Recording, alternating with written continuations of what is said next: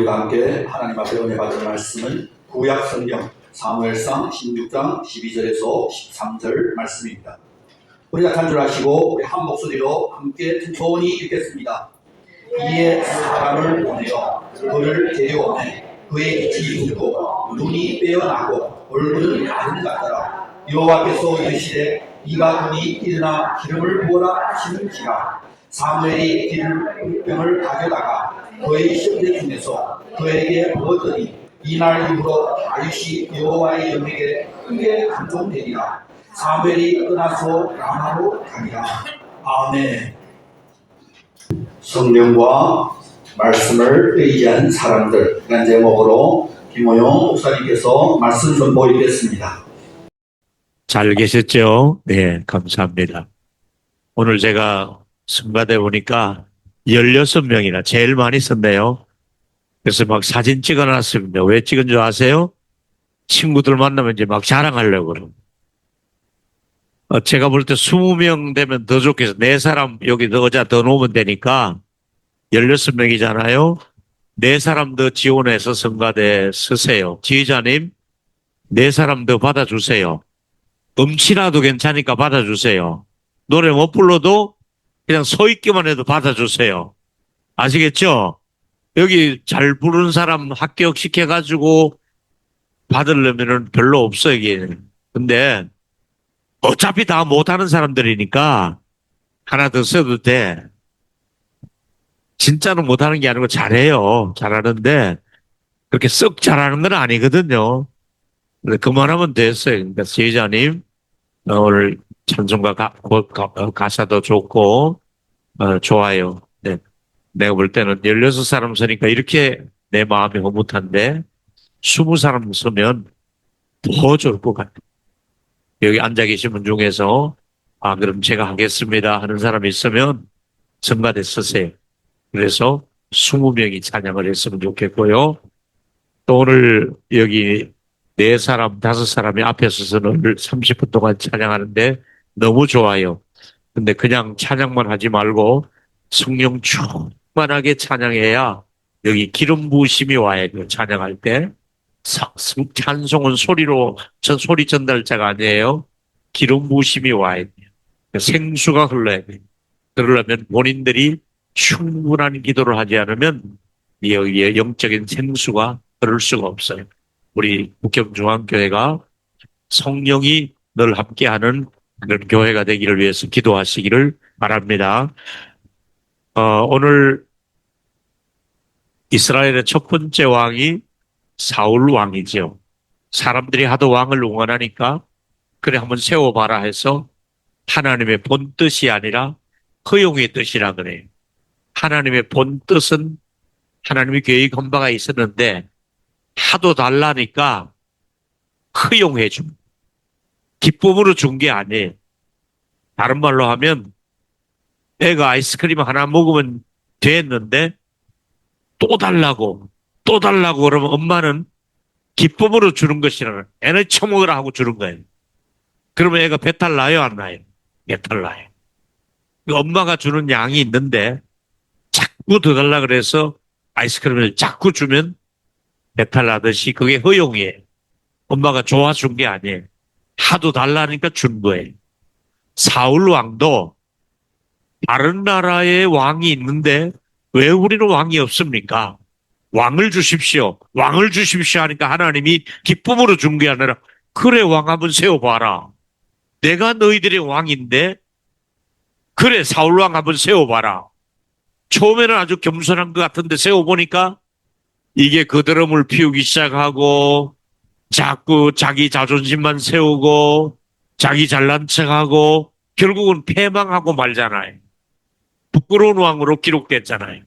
근데 그 두 번째 왕이 아주 괜찮은 왕을 하나님이 직접 지목해서 세운 왕이 다윗 왕이잖아요. 그러니까 사울도 왕이고 다윗도 왕인데 다른 점이 있다면은 사울 왕은 사람들이 보기에는 아주 좋았어요. 외모도 좋고 품격이 있어 보이고 사람이 볼 때는 참 괜찮은 왕이었는데 하나님이 볼 때는 아니야. 근데 반대로 다윗 왕은 사람이 볼 때는 아니 그 이세 아들 중에서 그 줄충한 아들들이 있는데 왜 하필이면 그 막내 아직 철도 안 들었고 말이야 아직 뭐 할 줄도 모르고 양떼들하고 그냥 들판에서 뛰놀며 장난만 치는 걔를 끝까지 데리고 와야만이 그 걔를 왕으로 나중에 삼잖아요. 기름을 붓잖아요. 자, 여기서 사람들의 눈에는 사울 왕이 보였고 하나님의 눈에는 저 들판에 뛰놀고 있는 다윗을 눈여겨보고 있는 거예요. 요거 차이가 있어요. 근데 여러분, 중요한 것은 다윗의 세계 속에서 빼놓을 수 없는 가장 중요한 것은 다윗이 출발할 때 기름 부으심을 받았다는 거예요. 이게 사울과 다윗의 차이점이에요. 하나님이 직접 선지자를 보내가지고 그 사무엘이 그에게 기름을 가서 머리에 부었다는 사건이 나오고 있습니다. 그런데 여기서 여러분 다윗의 생애에서 가장 중요한 것이 바로 사무엘을 친히 보내가지고 형제들을 쭉 다 보는 중에 마지막에 또 없느냐 있기는 있는데 다윗이 있습니다. 들판에 있습니다. 막내입니다. 데리고 와라. 데리고 와서 보니까 하나님이 그에게 기름을 부으라. 여기 아주 중요한 다윗의 생애의 포인트가 되는 거예요. 오늘 본문이 바로 그 본문이에요. 같이 한번 16장 12절과 13절을 읽겠습니다. 이에 시작. 이에 사람을 보내어 데려오매 그의 빛이 붉고 눈이 빼어 얼굴이 아름답더라. 여호와께서 이르시되 이가 거니 일어나 무엇을 부어라? 기름을 부어라. 그때 이제 불에다가 불병에다가 기름을 감람유 같은 기름을 부었다가 그 머리에다가 기름을 붓던 거예요. 기름을 부었어요. 근데 기름만 머리에 떨어지는 게 아니라 어떤 현상이 일어나느냐? 13절에 기름 부으심이 어떤 현상인지 읽어보겠습니다. 13절 다 같이 시작. 사무엘이 기름 불병을 가져다가 그의 형제 중에서 그에게 부었더니 이날 이후로 다윗이 여호와의 영에게 크게 감동이 되니라. 할렐루야. 기름만 거기에 뚝뚝 떨어진 건 아니라 기름을 붓던 순간에 성령이 다윗을 감동하고 있더라 이거지요. 오늘 우리 북경중앙교회가 우리 찬양팀들에게 제가 기도를 부탁하는 이유는 우리 성가대원들이 소리 전달자가 아니에요. 성령의 기름 부으심을 받고 성령의 감동이 있고 성령이 우리에게 도와주시는 이런 예배가 되고 우리 메시지가 되고 찬양이 되고 기도가 되기를 주 예수 이름으로 축복합니다. 따라하세요. 이날 이후로 여호와의 영에게 어떻게 감동되었어요? 크게 감동되었다. 할렐루야. 감동이 조금 되면 안 돼. 큰 감동이 오도록. 아멘. 성령의 기름 부으심이 크게 오도록. 이제 우리 북경교회의 자랑은 건물이 아니라 그랬죠. 여기 모이는 숫자가 문제가 아니라 성령의 감동을 크게 받는 분들이 있어야 큰 일을 할 수가 있다 이 말이죠. 아멘. 큰 성령의 감동이 필요한 거예요. 자, 그런데 오늘 본문을 볼 때마다 제가 늘 생각하는 구절 중에 하나가 바로 이건데요. 그래, 이날 이후로 여호와께 영에 감동이 되었다. 이날 기름 부으심을 받던 그날이 있었어요. 여러분들에게도 성령이 여러분에게 크게 감동을 주는 그날이 있어야 되는데 그날이 언제냐 이거지요. 그 언젠가 올 것이다도 있겠지만은 오늘도 하나님께서 여러분에게 오늘 하나님의 영이 나에게 감동을 주시더라 이런 날이 되기를 축복합니다. 그날을 자꾸 미루지 마시고 또 과거에 언제 몇 년 전에 한 번 있었다 그걸로 끝나지 마시고 단회적이 아니라 늘 성령은 여러분에게 감동을 주기를 원하시고 또 주고 싶고 또 주고 싶은 게 성령의 은혜와 능력인 줄로 믿습니다. 그래서 이제 반대 현상이 일어났는데 다윗은 그날 성령의 감동을 받는데 반대로 저 사울은 어떤 일이 일어나느냐. 사울은 14절에 보니까 여호와의 영이 사울에게서 떠나고 여호와께서 부리신 악신이 그를 번득한지라 괴로운 것이 그에게 찾아온 거예요. 다윗에게는 성령의 감동이 넘쳐나는데 그 다음에 여기 사울에게는 괴로움이 그에게 찾아오는 거야. 엄청 번뇌하고 고민하고 한숨 쉬고 우울하고 요새 말로 하면 우울증이 찾아오는 거예요. 그런데 여러분, 이 소식을 들었을 때에 다윗이 이제 또다시 나타나는데 그 왕 옆에서 시중을 드는 소년 하나가 보니까 자기 왕이 지금 마음이 뭔가 불쾌하고 우울하고 뭔가 지금 뭔가 심기가 틀려 있고 뭔가 마음이 기쁘지 않은 걸 눈치채고 그 다음에 권면하는 말이 18절이에요. 18절에 소년 중 한 사람이 대답하여 이르되 내가 베들레헴 사람 이새의 아들을 본즉 내가 평소에 보니까 아주 수금 악기를 잘 타는 이 다윗이 있었는데 그는 용기도 있었고 무용도 있었고 아주 춤도 잘 추고 그 다음에 구변이 아주 준수한 자라 여호와께서 그와 함께 계시더이다. 할렐루야. 제가 왕이 굉장히 지금 우울하게 있는 것 같은데 저 베들레헴의 어린 소년인데 보니까 그는 노래도 잘하고 말씀도 잘하고 하나님이 함께하는 사람입니다. 악기를 잘 다룹니다. 그 친구를 데려다가 왕 옆에서 악기를 한번 다루면 어떻겠습니까? 하니까 자기 몸이 괴로우니까 아프니까 오케이 데리고 오라. 데리고 왔습니다. 자 23절에 어떤 얘기 있습니까? 중요한 얘기입니다. 한번 다 같이 읽습니다. 시작. 하나님이 부르시는 악령이 사울에게 이르를 때 다윗이 수금을 타고 와서 손으로 한적 사울이 상쾌하게 낫고 악령이 그에게 떠나가니라. 할렐루야. 이게 성경의 사람이에요. 여기 5, 6분, 여기 4분, 이렇게 5분 서서 찬양하는 팀들 오늘 다 여기 듣고 계시죠? 잘 들으셔야 돼요. 여러분들이 예배 전에 찬양하면 여기 몸이 아파 왔다가도 찬양 중에 악령이 떠나가고 몸이 상쾌하게 낫는 역사가 이미 찬송 중에 일어날 줄로 믿습니다. 그래서 여러분들은 그냥 여기 서서 소리 전달자가 아니에요. 적어도 여기 서기 전에 매일 이 찬양을 위해 기도하고 와서 준비 기도를 하고 뜨거운 마음으로 찬양을 하라 이거예요. 아멘. 이거 교회 아주 중요한 부분이에요. 성가대원 여러분, 여러분이 익숙한 그 곡 연습하고 좋아요. 음정 박자 좋아요. 지휘자님. 그보다 더 중요한 게 뭔 줄 아세요? 여러분이 찬양을 부르는 동안에 악령이 떠나가고 온 몸이 낫는 치유의 역사가 일어나야 진정한 성가대 할 일인 줄로 믿습니다. 그 영적인 이거 모르고 찬양하면 안 돼요. 여러분은 소리 전달자가 아니에요. 곡과 가사를 좋은 걸 어떻게 하면 우아하게 내느냐 아니라니까요. 음치라도 좋아요. 성령께서 우리 지휘자님의 손끝이 움직이고 반주를 하고 가르칠 때에 찬양할 때에 성령께서 여러분의 부르는 찬양을 통해서 주변 사람들이 괴로워서 왔다가 마음이 치료가 되고 악령이 떠나가게 되고 온몸이 낫게 되는 이런 역사가 우리 교회에 있기를 축원합니다. 이게 살아있는 교회예요. 서울대 음대를 나오면 뭐합니까? 이태리에 유학을 다녀오면 뭐합니까? 성령의 능력이 나타나지 않는 찬양은 소리 전달자예요. 그러나 여러분 저 소록도에 가보면요 반주자가 손가락이 다 날아가서 주먹으로 반주해. 주먹으로. 손가락이 없어.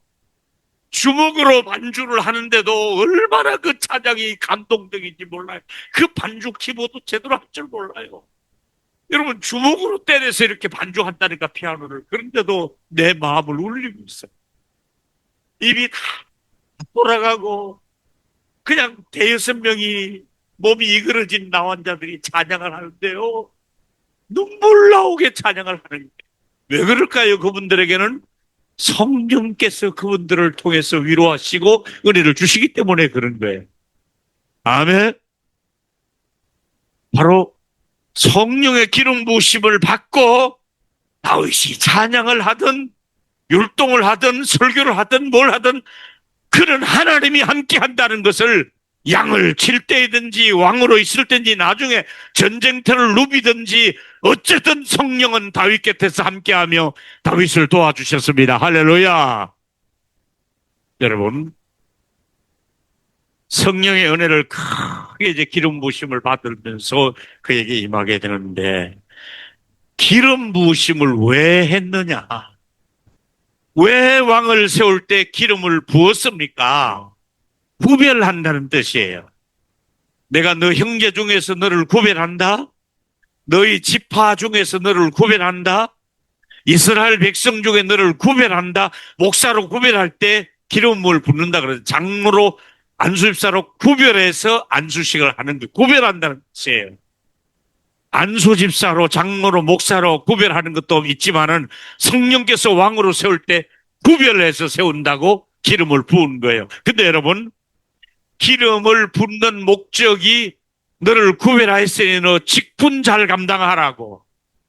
왜 기름을 부어주느냐? 왜 성령의 감동을 주느냐? 직분 잘 감당하라고. 직분 잘 감당하라고 감동을 주고 성령을 주고 기름 부으심을 주시고 말씀을 주시는 거예요. 근데 기름 부음 사건이 세 사람이잖아요.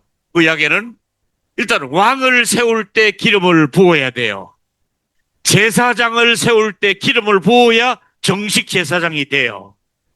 그 다음에 선지자를 세울 때 엘리야가 엘리사 세우듯이 선지자 세울 때 기름을 부어야 돼. 그러니까 3대직이지요.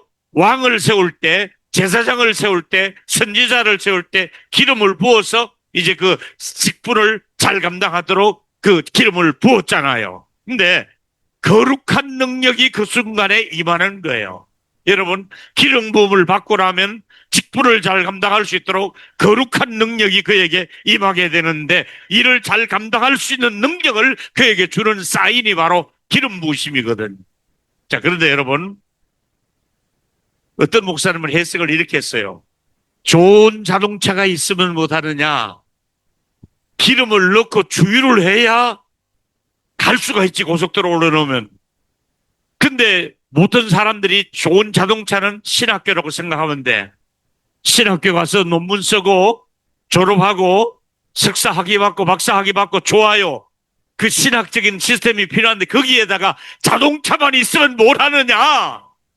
면허증만 따면 못 하느냐?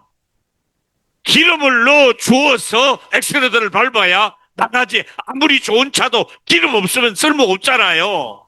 기름을 넣어야 되듯이 아무리 좋은 신학교를 나왔어도 아무리 모든 것을 갖췄다 할지라도 성령의 능력이 그분에게 함께 해야만이 사역을 할 수 있는 줄로 믿습니다.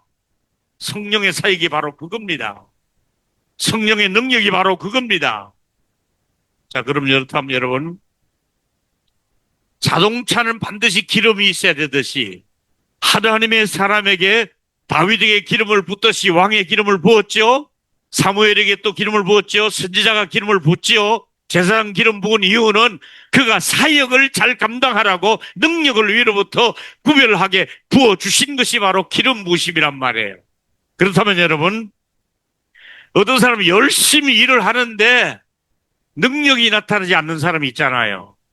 열심히 일은 해요. 성실하게 일도 해요. 착해요. 근데 단점이 뭐냐? 그분에게 성령의 능력이 나타나지 않으면 주의 일을 할 수가 없는, 교회 리더는 성령의 능력 없이는 감당할 수가 없거든요. 기름 부음을 받는 사람은 평범한데 능력이 나타나는 거예요. 네, 제 얘기를 할게요. 우리 총신대학원이 지금 한 120회 정도 내려갔어요. 120년 가까이 돼요. 근데 지금 제가 나올 때는 77회. 내가 나올 때가 우리 학교가 77년 된 학교를 제가 졸업을 했어요. 제가 77회 총신대학원 출신이에요. 근데 몇 명이 저는 550명이 졸업을 했어요. 550명이 그 77회가 졸업을 했는데, 그 550명이 똑같은 교수 밑에서 강의를 들었고, 똑같이 레포트를 써서 학점을 받았고, 뭐 A 받는 사람도 있고 B 학점, C 학점 받는 사람도 있고, 어쨌든 똑같이 졸업시험을 쳤고 졸업을 했고 똑같이 목사 안수를 받았고 똑같이 부목사도 하고 개척도 하고 했어요. 어쨌든 지금은 이제 다 은퇴했어요. 다 이제 70이 넘었어요. 돌아보니까 아니 똑같은 교수님 밑에서 똑같은 책을 보고 똑같이 레포트 내고 똑같이 강의를 듣고 똑같이 시험 치고 똑같이 안수 받고 똑같이 목회했는데 왜 어떤 사람은 몇천 명의 교회를 거느리다가 또 은퇴를 하고 어떤 사람은 50명도 안 되는, 물론 숫자를 가지고 다 평가할 수는 없어요. 문제점이 뭐냐? 뭐가 문제냐? 똑같은 학력인데 뭐가 문제냐? 다른 것이 하나 있다면 성령이 그분에게 얼마만큼 역사하느냐에 따라서 하나님이 쓰시는 데는 성령의 사람이라야 능력 있게 귀하게 크게 아름답게 열매 맺으며 능력 있게 사역을 할 수 있는 줄로 믿습니다. 똑같은 환경에서도 성령만 함께하면 그 사역을 감당하는데 열매를 맺게 하시고, 성령의 능력이 나타나지 않는 사람에게는 그냥 자연인이 해도 그 정도 일을 할 수 있을 정도로, 예수 안 믿는 사람이 이 일을 해도 뭐 그 정도 일을 할 수 있을 정도로 그 정도밖에 안 되더라 이거. 저는 여러분에게 조심스러운 얘기합니다마는 설교자에게나 또 여러분 집사 군사들에게나 가장 중요한 핵심은 모든 생활 속에, 대화 속에, 언어 속에, 생각 속에 성령의 감동이 있는 생각인가, 성령이 기뻐하시는 말을 하고 행동을 하고 성령과 함께 동행하는가, 이것이 스스로가 스스로에게 질문해야 됩니다. 우리 옆 사람에게 물어보시기 바랍니다. 늘 성령님과 함께 하시지요? 시작. 아멘 할 수 있습니까? 정말 아멘 할 수 있습니까? 예배당 문 나가면 잊어버리잖아요. 집에 가서 성령님 관계 없잖아요. 성령님 안녕히 계세요. 다음 주에 또 만나요. 뭐 이 정도잖아요. 성령님 이건 모른 척 해주세요. 성령님 이건 눈 감아주세요. 우리 이렇게 살잖아요. 이게 문제란 말이에요. 성령의 감동이 없는 목사, 성령의 감동이 없는 장로님, 권사님, 안수집사님들, 정말 나는 날마다 성령님의 감동을 받고 사는가, 자신을 한번 돌아볼 필요가 있는 거예요. 저는 평생을 바라보며 기도하는 것 중에 하나가 이 부분을 놓치지 않으려고. 여러분, 다윗도 잘 알다시피 연약한 사람인지라 그렇다고 죄를 안 짓는 건 아니에요. 죄를 지었어요. 우리아의 처 바세바 사건이 있었어요. 근데 나단 선지의 책망을 와서 받고 이제 죄가 들통이 났어요. 처음에는 감춰보려고 그랬어요. 꼼수를 부려봤어요. 자기 나름대로 머리를 굴렸어요. 이걸 좀 모른 척 넘어가 보려고, 덮어보려고 나름대로 머리를 굴렸어요. 머리를 잘 썼어야죠.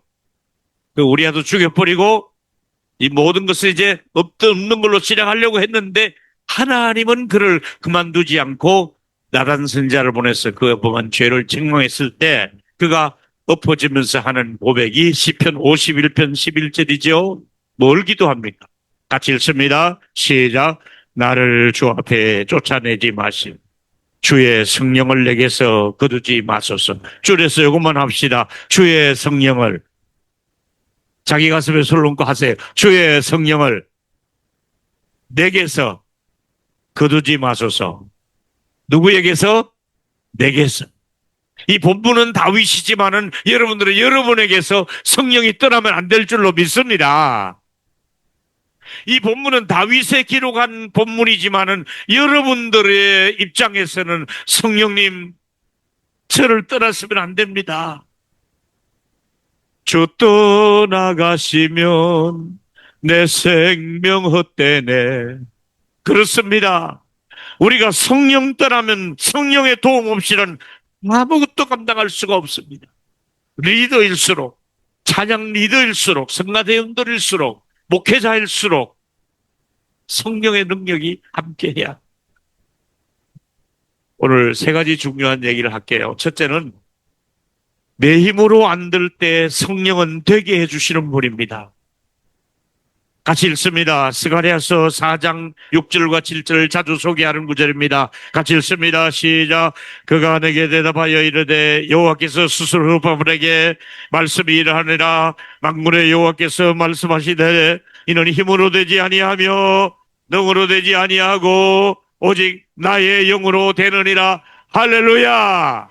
오직 너 힘으로 안 된다. 너의 능력으로 안 된다. 너의 지혜로 안 된다. 너 아무리 힘써봐라 되는가? 네 아무리 용을 써봐라 되는가? 안 된다. 너 힘으로 안 된다. 나의 힘으로 되느니라. 나의 영으로 되느니라. 할렐루야.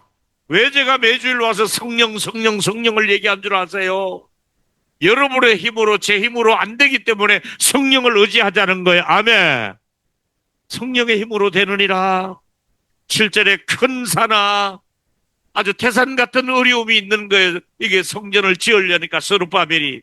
근데 큰 산아, 7절에 보니까 무엇이냐, 내가 스룹바벨 앞에 평지가 되겠고 큰 산이 가로막아도 평지가 된다. 걱정하지 마라. 성령이 함께 하시면 얼마든지. 우리가 필요한 것은 외치기를 은총이 그에게 있을지어다. 은혜가 필요하다 이겁니다. 성령의 은혜가 필요합니다. 우리도 한번 옆 사람을 축복합시다. 은총이 있을지어다. 시작. 은총이 있을지어다. 아멘. 더 크게 아멘. 은총이 필요한 거야. 아멘. 스룹바벨이 못하겠는 거야. 돈도 없지, 따라주는 사람 없지, 방해는 있지, 성전을 새로 재건하는 게 쉽지 않잖아요. 그런데 가장 중요한 것은 성령이 은혜를 주시니까 얼마든지 그걸 감당할 수 있도록 어려운 것도 태산 같은 어려움도 형제가 되게 하더라 이 말이지요. 여러분에게 적용해 드리겠습니다. 여러분이 어떤 어려움이 있는지 저는 구체적으로 잘 모르잖아요. 여러분이 지금 어떤 어려움이 있어요? 태산 같은 어려움이 있다고 합시다. 여러분의 힘으로 도저히 감당할 수 없는 일이 여러분 앞에 있다 합시다. 여러분의 힘으로는 안 됩니다. 나의 영으로 되느니라. 네 앞에 태산 같은 걱정과 어려움이 있느냐? 성령이 함께 하시면 평지가 되리라. 할렐루야. 평지가 되리라. 여러분이 걱정했던 거 평지 아무것도 아닌 거예요. 여러분이 못 올라갈 산인 줄 알았는데 평지가 돼버리는 거예요. 간단하게 끝난다는 얘기예요. 평지가 되는 거예요. 저는 현직에 있을 때에도 성령을 의지하며 목회를 했지만은 원로 목사가 되고 나니까 더 성경의 감동이 소중했구나, 귀하구나, 성령이 내게 더 필요한 분이구나. 은퇴했다고 성령이 필요하지 않는 거 아니에요. 하나님은 성령의 희루하게 기름을 부어주십시오. 성령의 능력을 주십시오. 성령의 치유를 주시옵소서. 성령의 생각을 주시옵소서. 성령에 사로잡히고 싶을 때. 근데 여러분, 제가 아프리카 리비아를 36, 7년 전에 아내를 두고 혼자 다녀왔잖아요. 아프리카에 승배사로. 근데 다녀와서 돌아와서 생각해보니까 내 혼자 아프리카 리비아의 사막에 간 것이 아니라 성령님이 나와 함께 하셨고 성령님이 그곳에서도 함께 하셨고 나를 이곳으로 오게 해주셨구나. 여러분, 동일로 교회를 제가 35년 하고 지금 37년 차 들어가니까 37년 전에 교회를 개척할 때 우리 세 딸들을 데리고 아내와 더불어 무릎을 꿇고 첫 예배를 드리며 첫 예배를 시작을 했을 때 아무도 오늘의 큰 교회를 주실 것은 생각도 못했어요. 그런데 돌아보니까 내 혼자 개척을 하는 것이 아니라 성령님이 내 곁에서 도와주셨구나. 다행히도 나는 개척을 한다고 아무나 되는 게 아니잖아요. 우리 550명 중에서 이렇게 개척해서 이렇게 일어난 사람은 제 외에 한두 사람밖에 없어요. 다 고만고만하고 아니면 있었던 교회 가서 일을 하고 아니면 전임자가 하던 교회 받아서 하고 이랬지, 개척해서 이만큼 일어난 사람은 미안하지만 하나님이 저에게 은혜를 주셔서 이만한 교회가 됐거든요. 저를 따라해 주시면 좋겠습니다. 성령이 함께 하시면 큰 어려움도 평지가 된다. 아멘 할 수 있습니까? 그래서 저는 예레미야 17장을 자주 여러분에게 소개해요. 예레미야 17장에 보면 여호와께서 이같이 말씀하시느라 무릇 사람을 믿으며 육신으로 그 힘을 삼고 마음이 여호와께서 떠난 그 사람은 저주를 받을 것이라. 그는 사막의 뜰기나무같이 좋은 일을 오는 것을 보지 못하고 광야 건조한 곳 근근한 땅 사람이 살지 못하. 이건 성령이 없는 사람을 말해요. 성령이 없는 나무를 말해주고요. 성령이 없는 삶은 이렇게 건조하고 메마르고 살 수가 없어요. 그런데 놀라운 사실은 그 다음 구절이에요. 여러분이 읽어주세요. 예레미야 17장 7절 8절 읽어보세요. 시작. 그러나 무릇 여호와를 의지하며 여호와를 의뢰하는 그 사람을 복을 받을 것이라. 시작. 8절 시작. 그는 물가에 심겨진 나무가 뿌리를 강변에 뻗치고 더위가 올지라도 무성하며 그 잎이 청청하여 가무는 해도 걱정이 없고 결실이 그치지 아니함 같으니라. 할렐루야. 성령의 사람이 바로 이런 거예요. 성령이 함께하는 교회가 이런 교회가 되는 거예요. 우리 북경중앙교회가, 우리 서울 북경중앙교회가 어떤 교회가 되었으면 좋겠어요? 물가에 심겨진 교회가 되고 뿌리가 하나님의 말씀에 뿌리를 내리고 더위가 올지라도 두려워하지 아니하고 잎이 날마다 청청하고 가문을 해도 걱정이 없고, 걱정을 가지고 교회 왔다가도 예배 드리고 가면 걱정이 다 달아나고 아무 일도 없었던 것이 평지가 되는 역사가 있게 되기를 축원합니다. 우리 옆 사람 손잡고 또 축복하세요. 어차피 제가 할 때는 손 많이 잡으라니까 집중해도 잡으세요. 손잡고 축복하세요. 걱정하지 마세요. 하나님이 하십니다. 한 번 더 아무것도 염려하지 말라. 하나님이 하신다. 아멘 할 수 있습니까? 걱정할 분은 밤새도록 하세요. 내일 모레까지 하세요. 근데 걱정했다고, 염려했다고 키가 자라느냐? 머리털 희고 검게 할 수 있느냐?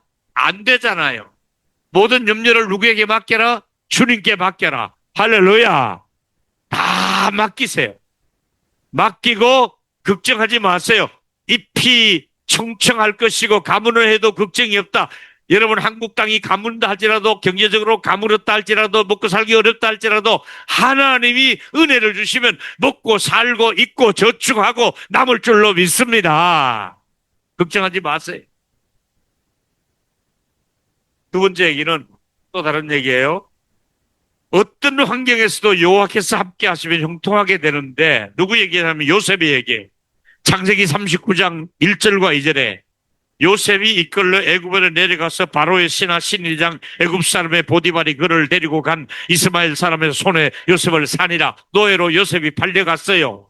그 시대나 지금이나 돈 없으니까 팔려가는 거예요. 여러분, 지금도 어쩌면 비슷하게 현대판 노예처럼 팔려가서 일하고 자유도 없이 일 조금 해봐야 뭐 별로 수입도 없고 그렇게 살아갈 수밖에 없어요. 팔려간 요셉이나 돈 없이 살아가는 거 다 비슷해요. 근데 여러분 어떻습니까? 2절에 여호와께서 요셉과 함께 하심으로 그가 형통한지요. 그 주인 애굽 사람의 집에 있는 동안에 하나님이 그 주인이 보니까 얘는 다른 노예하고 다르다. 얘 이번에 사온 얘는 뭘 맡길만 하다. 얘는 보니까 맡길만 할 정도로 뭔가 정직해 보이고 일을 잘해 보이고 하나님이 함께하는 사람이구나.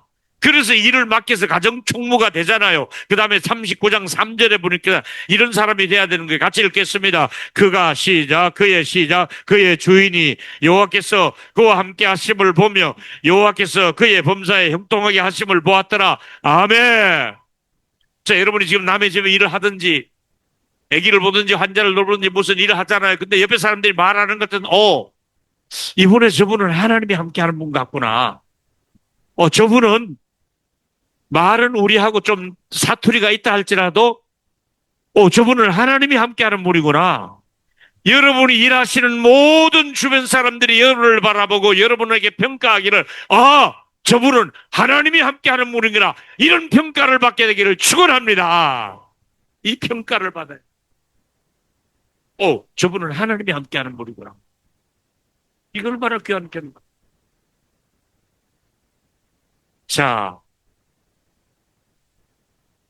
바로의 눈에 이제 감옥살이 끝나고 해석하고 바로 앞에 가게 됩니다. 감옥에서 끝나고 꿈을 해석하고 바로 앞에 갈 때 바로의 눈에도 요셉은 다르더라 이거예요. 이것을 지금 바로가 본 평가예요. 왕이 본편계 창세기 41장 38절 바로가 시작. 바로가 그의 신하들에게 이제 이와 같이 하나님의 영에 감동된 사람을 우리가 어찌 찾을 수 있으니까. 할렐루야. 와, 감옥에 있을 때나 보디발의 집에 있을 때나 왕 앞에 갔을 때나 공통점이 뭐예요? 이 사람은 하나님의 함께하는 분이구나. 하나님의 영이 함께하는구나. 아까 다윗하고 공통점이 뭐예요? 다윗도 나이는 어렸지만 하나님이 함께하니까 그 모든 것을 이겨나갈 수 있었죠. 요셉도 하나님이 함께하니까 종으로 팔려왔지만은 하나님이 함께하니까 그는 승자가 될 수 있었고 국무총리가 될 수 있었잖아요. 그렇다면 여러분, 여러분의 생애의 말년에 여러분이 평가하기를 당신이 섬기는 하나님 때문에 우리 모두가 복을 받습니다. 이렇게 고백할 수 있도록 내가 섬기는 하나님 때문에 여러 가족들까지 손자들까지 형통하게 되는 복을 받아 누리시기를 축복합니다. 자, 나중에 이제 요셉을 축복하는 아버지를 만나 축복하잖아요. 야곱 아버지가 만나서 요셉을 축복한데 어떤 기도를 했습니까? 저는 참 좋아하는 기도가 창세기 49장 22절입니다. 22절 같이 읽습니다. 요셉은 시작. 요셉은 무성한 가지 곧 샘 곁에 무성한 가지라 그 가지가 무엇을 넘었어요? 담을 넘었도다. 할렐루야.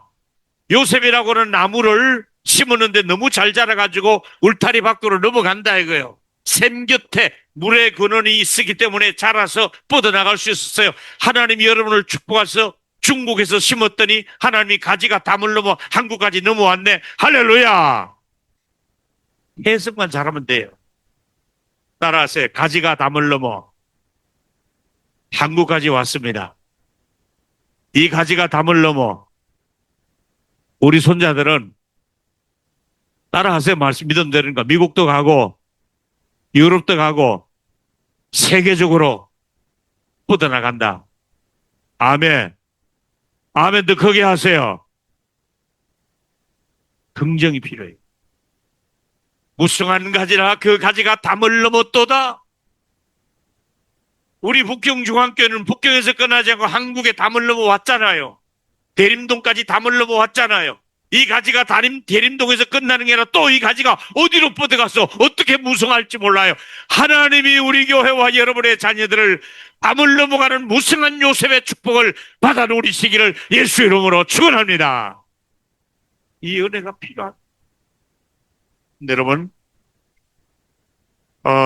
예수님이 수가성 여인에게 하신 말씀 놓치면 안 돼요. 예수님이 물길로 한 수가성 여인을 만났을 때에 요한복음 4장 13절의 말씀 예수께서 대답하여 이르시되 이 물을 마시는 자마다 다시 너 물 떠와서 어제 가서 먹었지만 또 왔지. 내일 또 와야겠지. 너는 날마다 물길로 와지. 한 달 뒤에도 오겠지. 1년 뒤에도 오겠지. 이 물은 마실 때마다 목마를 수밖에 없다. 그러나 14절입니다. 여러분이 이 말씀을 받아야 됩니다. 14절 읽습니다. 시작.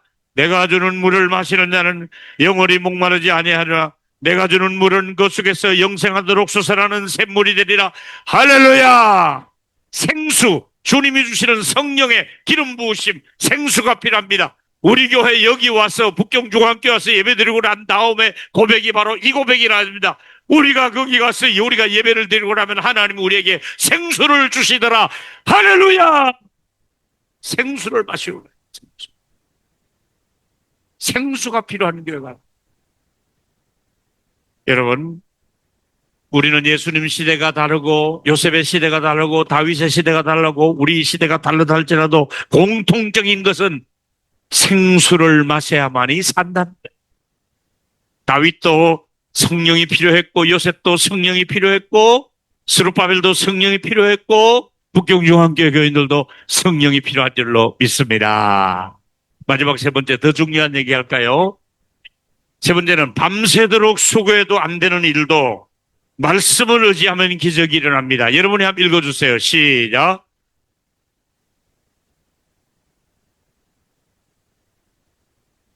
뭘 의지하면? 자, 읽겠습니다. 누가복음 5장 5절입니다.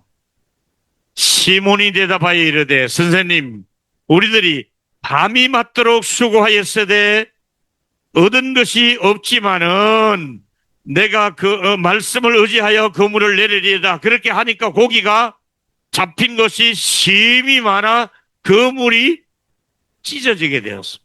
여러분, 하도 하나님이 축복을 많이 주셔서 막 그물이 터질 정도가 돼서 수용을 못해. 그래서 옆에 있는 친구 배를 오라 그래가지고 나누어 줄 정도로 되었으니까 여러분이 축복을 많이 받아가지고 옆에 있는 주변 사람들에게 나누어 줄 수 있을 정도의 기적이 일어나기를 축원합니다. 더 크게 아멘. 하나님이 복을 주시는데 여기에 기준이 밤새도록 내가 수고했지만은 고기 한 마리 못 잡았습니다.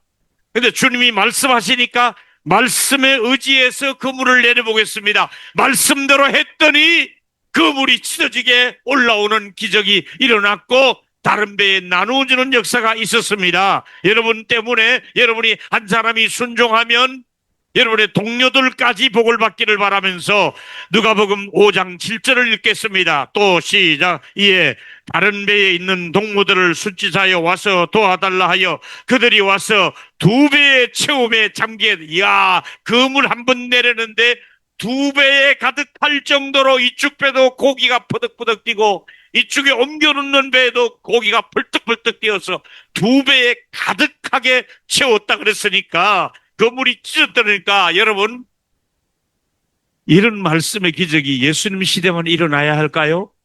아니거든요. 이런 말씀의 기적과 능력이 예수님의 제자들에게만 일어날까요? 아니거든요. 그럼 그 시대에 필요하면 그 말씀이니까 그때만 필요했으니까 찢어서 그건 내버려버려야 되잖아요. 그때 말하면 우리에게 말씀이 아니면 안 되잖아요. 자, 여기서 중요한 것은 오늘 이 시대에도 우리가 말씀을 붙들면 바로 이런 기적이 일어나는데요. 예수님이 마태복음 4장 4절에 예수께서 이르시되 사람이 떡으로만 살 것이 아니라 하나님의 입으로 나오는 모든 말씀으로 산다 그랬지요. 말씀 때문에 여러분 이 자리에 오신 줄로 믿습니다. 이제 말씀을 붙드는 거예요. 근데 지금 우리 북경중앙교회 대림동에 있는 북경중앙교회 여러분들과 여러분의 자녀들에게 꼭 필요한 것이 무엇일까? 꼭 필요한 것은 여러분의 생애를 바꾸어 놓을 수 있는 말씀, 여러분의 일생을 변함없이 사람을 하나님이 바꾸어 주는 말씀이 여러분에게 임해야 됩니다. 그런데 문제는 말씀이 많이 지금 이제 우리가 읽기도 하고 들려오고 유튜브 들어도 설교 있고요. 많은 방송 설교 있고 극동방송도 있고 TV도 있고 있어요. 근데 중요한 것은 내 영혼을 움직일 수 있는 기름 부으심이 있는 말씀, 레마의 말씀이라. 그냥 말씀, 기록된 말씀, 성경의 인쇄로 기록된 말씀, 내가 그냥 읽는 말씀, 그냥 듣는 말씀에서 더 들어가면 내게 딱 들어오는 말씀, 할렐루야! 그게 레마의 말씀. 그게 레마의 말씀. 내 상황에, 지금 내기에, 내 형편에, 지금 나에게, 우리 아이들에게 딱 들어올 수 있는 그 화살촉처럼 꼽힐 수 있는 그 말씀이 레마의 말씀. 그게 내 안에 들어와야 돼. 나를 소원의 항구까지 인도할 수 있는 말씀. 내 영혼에 변화를 주고 나를 치료하고 나를 변화주는 말씀이 필요해. 그러기 위해서 우리는 히브리서 4장 16절에 그러므로 우리가 긍휼하심을 받고 때를 따라 돕는 은혜를 입게 해서 은혜의 보좌 앞에 담대히 나아갈 것이니라. 아멘. 은혜의 보좌가 어떤 곳입니까? 말씀 있는 곳으로 나오라 이거예요. 은혜 주시는 자리가 있습니다. 제가 광고 겸해서 할게 이제 제자훈련 저번에 한번 저하고 처음에 5주 했고 그 다음에 1단계로 13, 4주 해가지고 이제 수료식 했습니다. 양육의 기쁨, 성장의 기쁨 했습니다. 이제 9월 둘째 주부터 또 시작할 겁니다. 지난번에 20몇 명 했던 분들 다 지원서 내주시고요. 또 안 하신 분들은 그 1단계 양육의 기쁨 밤을 할 거니까 또 한 번 만나서 이제 지원해 주시면 내가 지원서를 전 목사님 손에게 맡겨놨으니까 오늘부터 지원서를 내주세요. 그래서 지원서를 내야 학교를 가잖아요. 원서를 써야 학교를 가잖아요. 그러니까 원서를 주세요. 그러면 그 한 반을 만들고 두 반을 만들고 세 반을 만들어서 9월 달부터 또 시작해서 말씀이 여러분에게 들어가도록 말씀이 여러분에게 변화를 주도록 그냥 예수 믿는 사람이 되라 그러지 않고 성경은 제자가 되라 그랬고 제자를 만들라 그랬잖아요. 우리가 제자가 돼야 되잖아요. 그렇다면 예수 믿고 좀 더 내가 성숙해지고 제자다운 사람이 되려면 우리가 그래도 말씀을 붙들고 있는 시간이 가장 내 영적으로 성숙한 시간이 될 수 있으니까 절대로 귀찮으면 안 되고요. 이제까지 안 하신 분들은 지원서 하면 1단계로 성장의 기쁨의 반을 시작할 것이고 두 번째 반 지난번에 나하고 같이 했던 반은 또 그대로 올라오시면 또 한 반, 두 반 더 만들어서 시작을 할 겁니다. 시간대는 다시 의논하면 될 거고요. 이 얘기를 놓치지 마세요. 우리가 악이 있는데 예레미야 2장 13절에 내 백성이 두 가지 악을 행했는데 첫 번째가 뭡니까? 생수에 그는 대신 나를 버린 것과 웅덩이를 파서 스스로 물을 가두지 못하는 웅덩이를 판데 터진 웅덩이라고 말씀하고 있습니다. 밑빠진 독입니다. 여러분에게 밑빠진 독에 물을 부으면 물이 가두어지지 않잖아요. 여러분의 인생이 밑빠진 독이 되면 안 되고 말씀으로 새로운 독을 만들어야 돼요. 말씀이 생수가 나와야 돼요. 말씀이 여러분을 살려야 돼요. 붙드는 말씀이 돼야 돼요. 레마의 말씀이 필요해야 돼요. 양육이 필요하고 제자가 필요한 거예요. 아멘. 저는 안 하면 좋지 편안한데 그런데 또 생각하고 또 생각하면 성령께서 하라고 자꾸 감동이 와요. 한 사람이라도 좋으니까 키워라. 두 사람이라도 좋으니까 바로 키워라. 아내도 70이 넘고 저도 70이 안 하려고 그래요. 원래 제자 훈련 50 넘으면 목사님들도 안 가르쳐요. 근데 제가 하고 있잖아요. 근데 한 사람이라도 바로 세운다면 해야겠구나. 우리 북경중앙교회에서 단 한 사람만이라도 바로 세울 수 있다면 설교하고 다른 거 해보면 알잖아요. 제자로는 해야겠구나. 그래서 여러분들이 지원서를 오늘부터 전 목사님에게 있으니까 내주시면 다시 반을 짜서 오늘부터 시작할게요. 기도하고 교재 준비하고 할 테니까 그렇게 해주시기를 바라겠습니다. 결론입니다. 오늘 여러 사건과 인물을 소개했습니다마는 공통적인 주제는 성령의 감동을 입은 사람과 말씀을 의지한 사람들의 이야기입니다. 다윗도 성령의 기르심을 받고 여호와의 신에게 크게 감동되었는데 첫 번째 사건은 스룹바벨이었지요. 스룹바벨 역시 자신의 힘과 능력으로 할 수 없는 일을 나의 영으로 되느니라 말씀을 믿고 성전 재건을 감당했습니다. 성령의 능력 앞에 평지가 되었습니다. 여러분이 못했던 거, 여러분이 무능력했다고 생각했던 거 성령이 도와주셔서 큰 태산 같은 어려움이 평지가 되는 은혜가 있기를 예수 이름으로 축원합니다. 따라합시다. 내 힘으로 안 되는 것 성령이 도우셔서 평탄하게 될 것이다. 아멘 하시고요. 두 번째는 주변 사람이 요셉을 보았을 때 요셉은 성령의 감동이 있는 사람으로 보았던 것처럼 여러분 주변 사람들에게 억울함을 당하고 피곤하고 경제적인 수입은 적고 하더라도 한 가지 분명한 것은 성령만 여러분 곁에 계시며 여러분 위로하시고 여러분 곁에 계시면 제2의 요셉, 제3의 요셉이 될 수 있을 줄로 믿습니다. 마지막 세 번째는 같이 누가복음 11장 13절 읽고요. 시작. 너희가 갈지라도 좋은 것을 자식에게 줄 줄 알거든 하물며 너희 하늘에 계신 아버지께서 구하는 자에게 성령을 주시지 않겠느냐. 마지막 세 번째, 밤새도록 수고를 했지만은 빈 거물이었는데 말씀을 의지한 것처럼 우리에게도 삶의 현장에 성령께서 말씀에 순종해서 일어나는 기적을 일어나게 되기를 축복합니다. 제가 따끈따끈한 얘기를 하겠습니다. 지난번에 내가 여러분 성찬식 이렇게 하는 거 보면서 성찬 그릇이 너무 초라하다. 우리가 집에서도 안 쓰는 밥그릇인데 이 정도는 우리가 예수님의 피와 살을 기념하면서 이게 너무 초라하고 플라스틱에 이게 보니까 바꾸자 해서 내가 앞에 있는 우리 저 집사님 보고 집사님 30만 하세요. 했습니다. 몇 사람 좀 하십시오 하고 집에 돌아갔는데 마음이 내 마음에 괜히 그 소리 했구나. 괜히 그 소리 했구나. 마음이 편찮아. 왜? 여러분들이 가난한 걸 알잖아요. 여러분이 힘들게 일하고 가난하잖아요. 괜히 내가 가난한 사람들에게 양재기에다 몸은 어떻고 플라스틱에 몸은 어떠냐. 이렇게 마음이 불편한데 그래도 하나님 이건 아니잖아요. 내 혼자 마음고생을 솔직히 좀 했습니다. 그러다가 지난 주일에 제가 섬기는 동일로교에서 설교할 차례잖아요. 설교하면서 여러분, 제가 성경에 있는 북경중앙교회 가봤더니 성찬식 그 그릇이 기구가 너무 낡아서 성찬을 붓기에는 너무 초라해서 좀 하라고 얘기했는데 마음이 아픕니다. 그분들이 경제적으로 어려운 분인데 기도해 주시면 좋겠습니다. 이러고 설교 끝에 그냥 이렇게 묘대로 끝났어요. 근데 화요일 날 저희 집에 낯선 전화가 왔어요.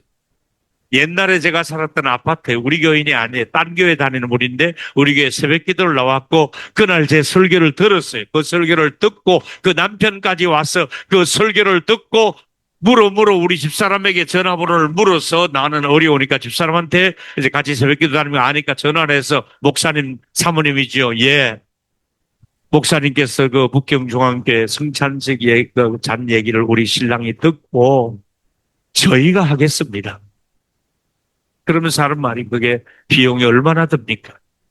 그 내가 얼른 또 인터넷으로 또 내가 아는 기독교회 그 서점에 오랫동안 사는 서점에게 물어봤을 때 이렇게 그 한 100명은 승찬해야 되는데 이게 금잔으로 된 게 얼마 합니까? 떡상하고 얼마나 합니까?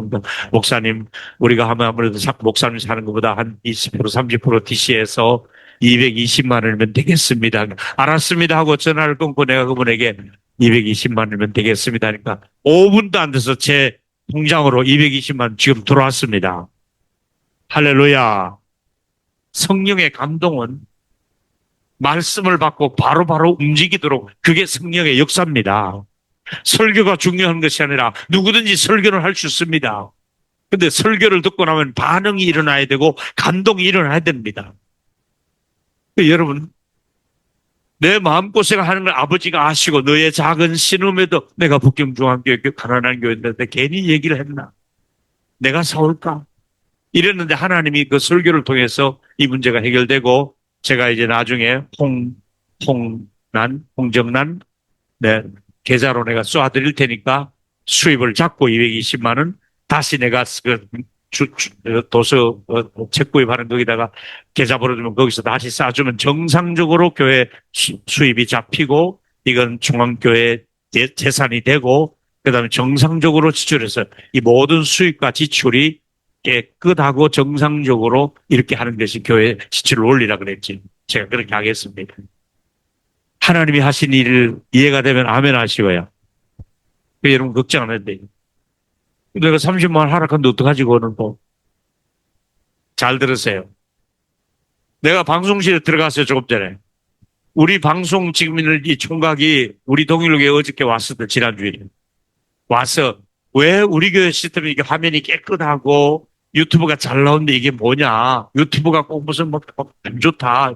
와서 이제 기술 자문을 하고 우리 방송 담당하는 집사람 만나고 했더니 이렇게 기술적인데 근본적인 하나는 저 뒤에 있는 카메라가 안 들어온대. 들어오다가 나가버리고 안 돼. 그러니까 카메라 하나 또 바꿔야 돼. 그래, 그것도 성령님이 하시도록 또 내가 맡기겠다. 그것도 물어보니까 또 내가 물어봐서 야 얼마나 하나 보니까 목사님 한 200만 원 정도 할 겁니다. 예, 그거 또 200. 그러니까 숙제는 여러분에게 드린 거예요. 감동은 여러분이 받아야 돼요. 아멘. 그러니까 여러분들이 또 이것도 놓치면 내가 밖에가 또 얘기할 거예요. 그럼 복을 여러분이 다 놓쳐버리는 거야. 우리 교회 여러분 1000명 이상이 성찬하는 기구가 있잖아요. 그걸 한 분이 모자란다는 그건 제 거예요. 제 몫이에요. 제가 살 거예요. 그래서 여러분 그거 비싸잖아요. 그걸 다 매서 앞으로 여러분들에게 어떤 성령의 감동의 말씀이 주어지면 나는 가난한데 나는 얼마인데 여러분 가난한 분일수록 성령의 감동을 받고 따라했으면 좋겠습니다. 가난할수록 불평을 하지 말고 기도만 하면 성령이 하신다. 아멘 할 수 있습니까? 자기 생각하고 다르다고 불평하는 기도만 하면 성령이 누구를 통해 역사할지 몰라. 아멘. 그러니까 저는 늘 성령을 의지하고 성령이 하실 것입니다. 성령이 치료할 겁니다. 성령이 기적을 줄 겁니다. 응답을 주실 것입니다. 아멘. 우리 목경주와 함께 더 좋은 일이 그리스도 예수 안에서 일어나게 되기를 축복합니다. 우리 손잡고 축복합시다. 일어나서 축복합시다. 말씀과 기도의 사람이 됩시다. 한 번 더. 성령과 말씀의 사람이 됩시다. 시작. 성령과 말씀의 찬양팀 나와서 찬양하겠습니다. 406장 찬양하고 기도하도록 하겠습니다. 406장이지요. 나와 찬양하겠습니다. 406장.